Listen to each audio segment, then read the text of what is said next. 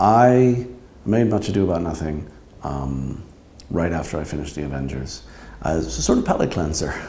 I had done Shakespeare readings at the house, and Amy and Alexis had played Beatrice and Benedict at the house, and always thought, oh, that would be lovely to film, but never really had a take on it, never really felt that I could bring enough to it to justify shooting it. And then at the end of the Avengers, my wife, who had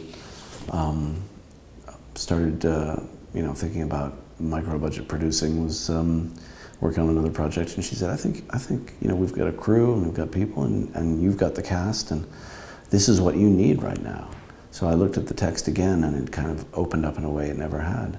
And so I found myself a month after I wrapped the Avengers rolling again, only this time in my house with my friends, and on something that was very near and dear and really strange. It was a strange move, but those are often the best. There's very little set dressing, although the women who did it did a great job. We knew that this was how we wanted Leonardo's estate to feel, and so we changed very little. The space is very workable.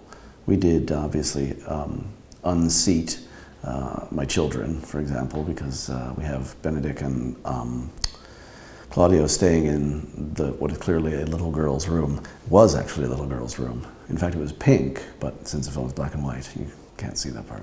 The great thing about working from a Shakespeare text is A, it's written, B, you know it's good, and C, the actors can't say, I don't think I'd say that. But most importantly, when you're making a film,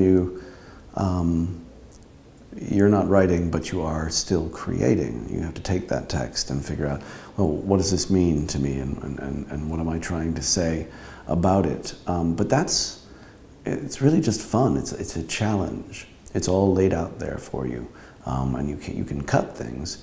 You have to. It's a very long text, but you can't change them. So you have to figure out how you get from A to B emotionally and rhythmically and visually, and why are these people here and what are they really about?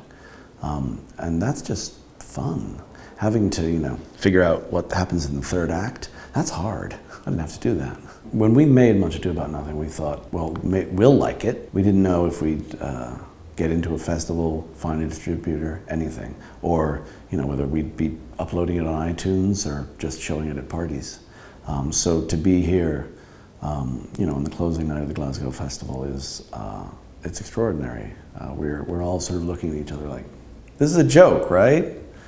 I'm enormously proud of the film, but it is literally a home movie, and so it's kind of dazzling.